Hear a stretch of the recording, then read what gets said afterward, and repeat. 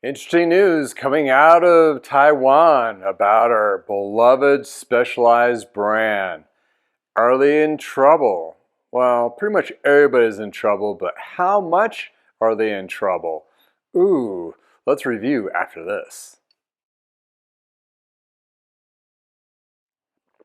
Hey, welcome back to Annoy Guy Bicycles. Hanging with the guy. Hey, I'm Justin, the guy on As the Wheel Turns, So Are the Days of Our Ride. So it is hot off the press. Not so great news coming out of two major manufacturers in Taiwan. And then you're like, what does that matter to me? Well, there's a lot that matters to the cycling world that relates to the bigger brand. And Taiwan is a big epicenter of those particular markets. They didn't have a very good 2024, and 2025 is just not looking all that bright for them, unfortunately. Well, let's start off with the Specialized news that just hit. Well, before that, we should go back. Oh, how did we get here?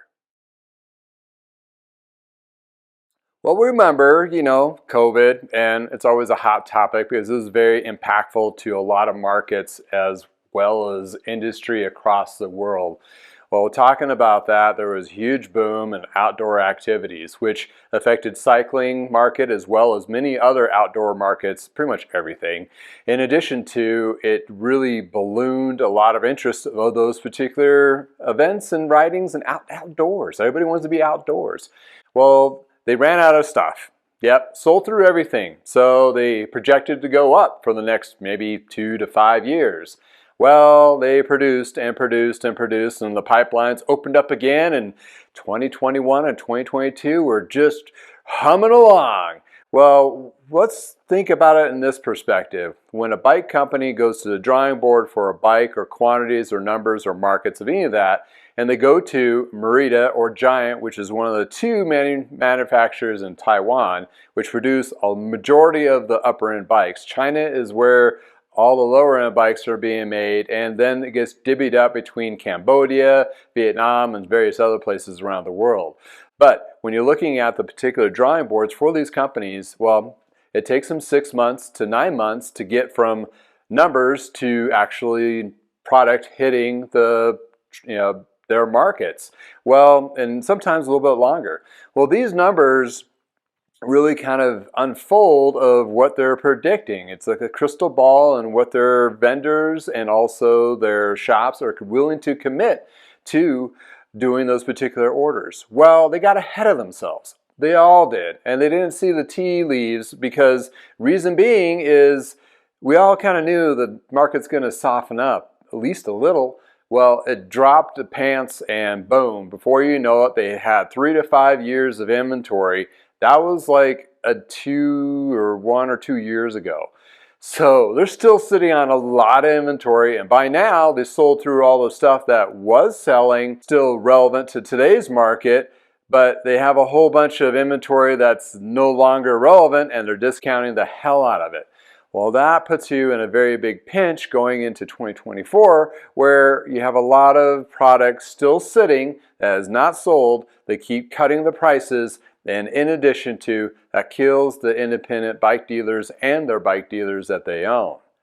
Case in point, to fast forward to today, as we've seen, that a lot of the retail is not having a very good time selling those 2 to 3 to 4,000 up bikes currently. They're actually dropping. The e-bike market is softening a little bit, and the gravel market, well, it's flooded now with a whole bunch of bikes that they built for the last 5 years. Well, where does that put us? Well, Merida, which owns 30% of Specialized, yes, Specialized bike is owned by Merida. A lot of those are like, they're not owned or whatever. Well, they were actually bailed out in the early 2000s back in the day, helping Specialized from not going under. Well, now it's one of their major staples of bike lines that they produce, amongst other brands too. They now reported a $105 million loss, mainly related to Specialized and Specialized retail, which means their retail locations, which translates that yes, their bike shops are not doing all that great.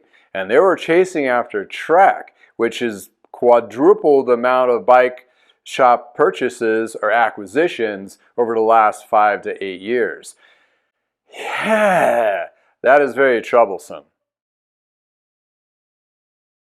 So that reporting basically tells you that, yeah, bicycle retail is hard. We could have told them a long time ago. And you'd think they'd have enough insights that it's pretty rough, and when things get really rough, it gets really bad.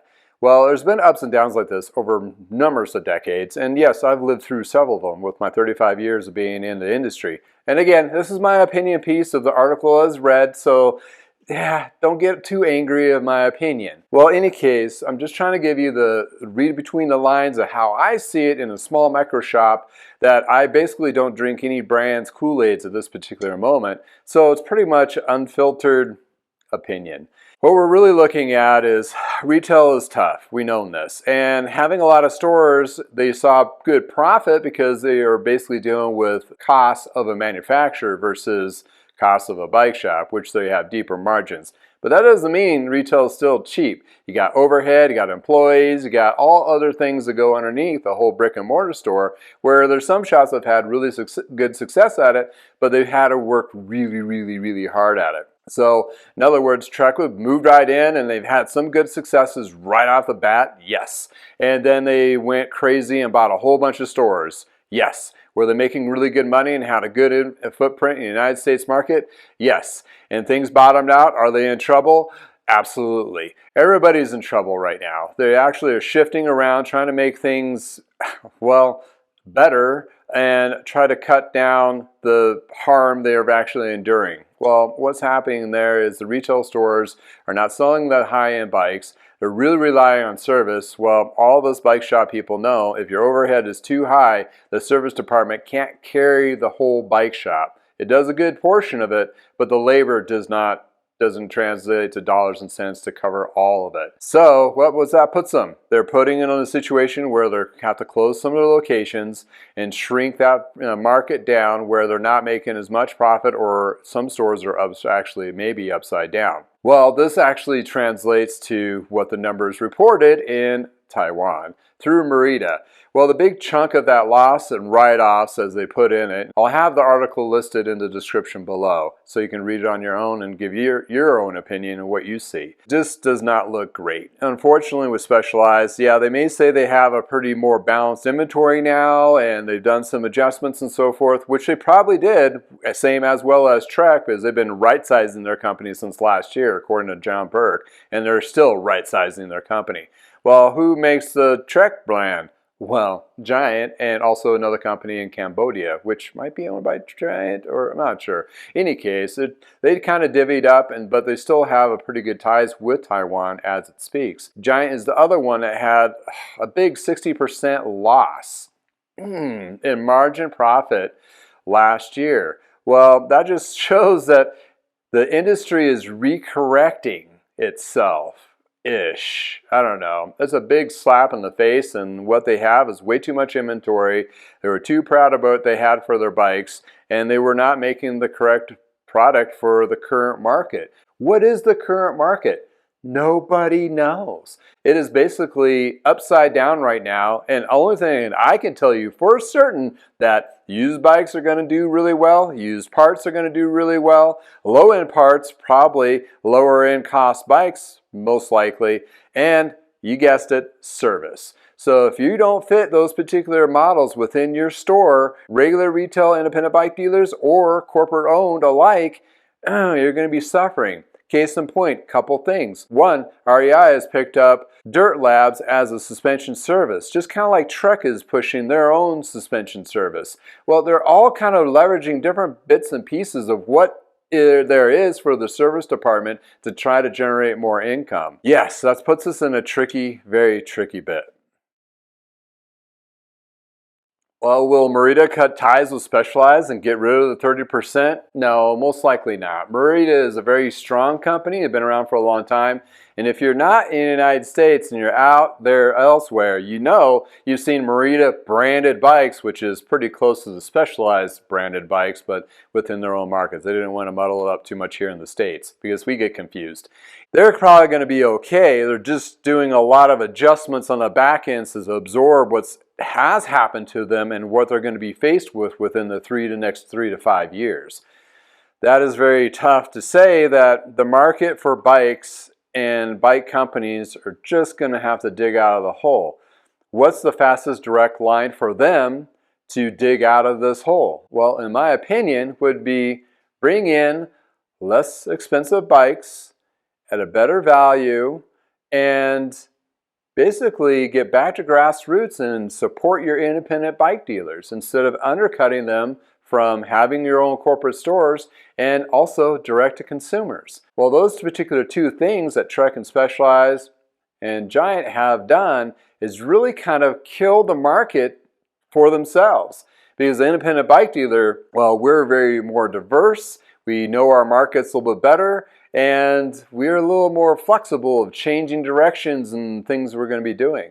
When you're having a demand from your independent bike dealers, are going to be a lot less because basically we're afraid to buy anything because in about 3 to 6 months, they're going to turn around and dump it on their online portals, direct to consumer. So that erosion of brand security is now gone. There lies the two main articles that came out of Taiwan that's basically shown the current state of the state with numbers, with actual manufacturing backing and insights where you can be the judge of what's going to happen from here on out. But basically the bottom line is they're all in trouble, and actually they're now showing it. Well, anyway, if you have any experiences with any of these brands and so forth in the bike shop or as a consumer, please comment below. This is a community, and please throw down some ideas or valid points or anything to help our industry out. By the end of the day, I love cycling. I love working on bikes. I love people getting into cycling. And guess what? The cyclists are still there. We're just not buying a lot of high-end bikes right now. So, can they put a pause button on all their bills for the next 3 years? They're gonna try. But in any case, thanks for hanging out with me in the garage. If it's nice in your neck of the woods, please go for a ride. And until next time, have a wonderful day. And yeah, pull out that dusty Specialized bike, get it tuned up. You know, us service mechanics, we're more than happy to help you out this year because we got time. In any case, have a wonderful day.